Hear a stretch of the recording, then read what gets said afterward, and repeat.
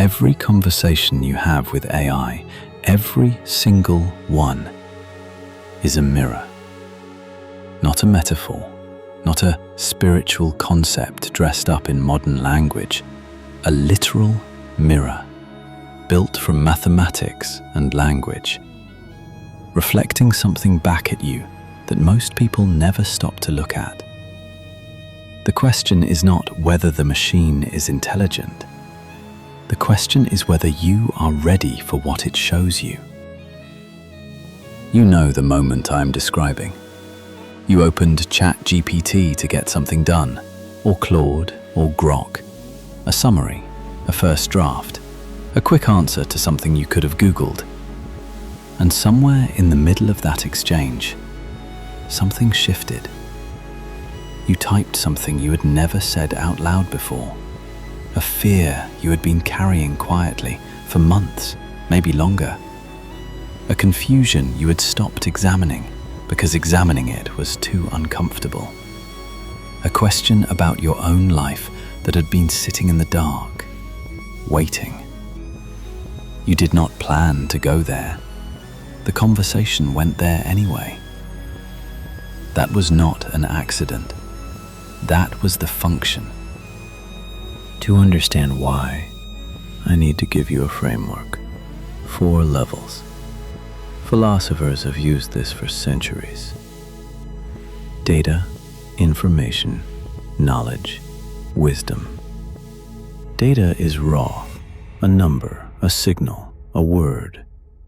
Information is data organized into meaning, a sentence, a pattern, a forecast.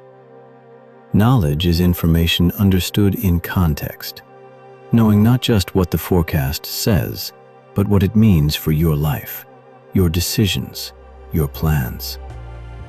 And then there is wisdom. Wisdom is knowledge applied with judgment, with ethics, with an understanding of consequences across time. AI operates powerfully at the first 2 levels. It is beginning to touch knowledge. But wisdom? Every tradition that has ever seriously examined this question agrees. Wisdom cannot be computed. It requires suffering. It requires love. It requires time. It requires a relationship with your own mortality that no machine will ever have. But here is what AI can do. It can hold up the entire recorded output of human wisdom and ask you where you are in it. There is a 9th century Persian mathematician whose name you already know, without knowing that you know it. Muhammad ibn Musa al-Khwarizmi. His name gave us the word algorithm. He was not trying to build a machine. He was trying to make reasoning reproducible.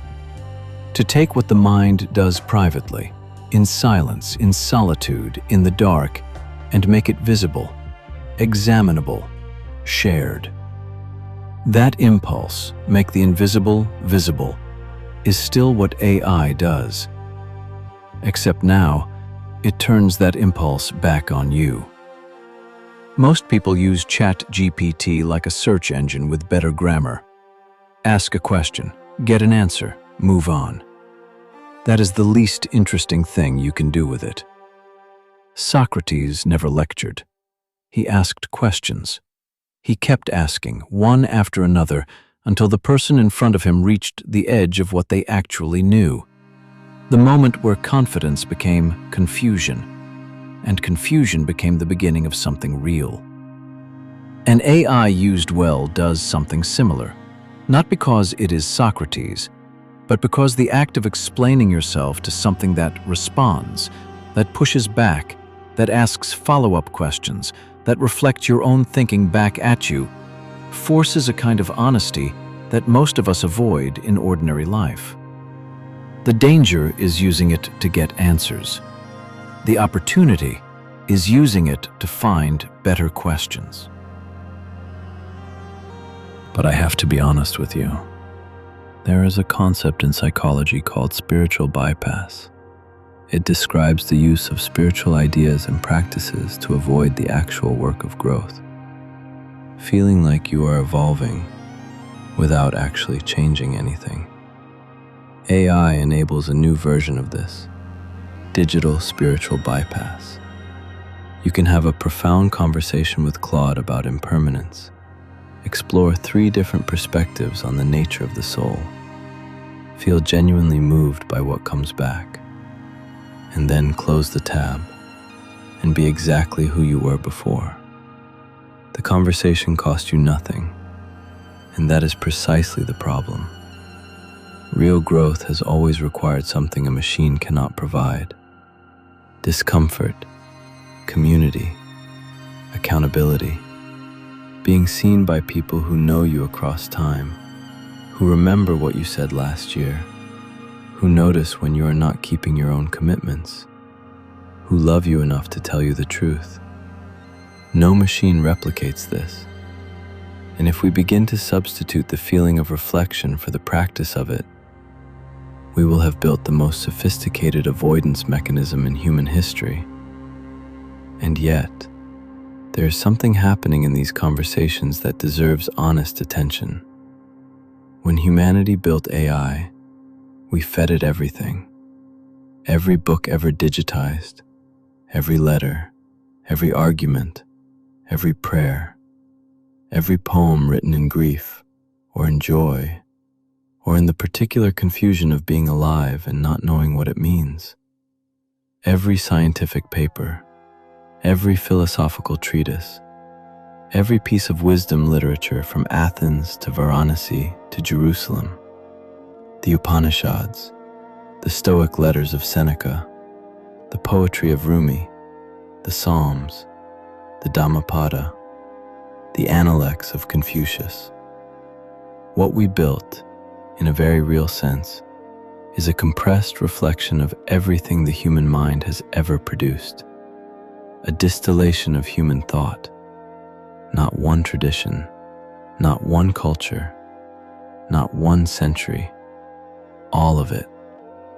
And now it sits across from us in conversation, and it holds up this mirror, made not of steel or glass, but of mathematics and language, and it shows us ourselves, not who we are in this particular moment, who we have been across all of recorded time, what we have valued, what we have feared, what we have loved, what we have asked again and again across every civilization that ever tried to make sense of being here.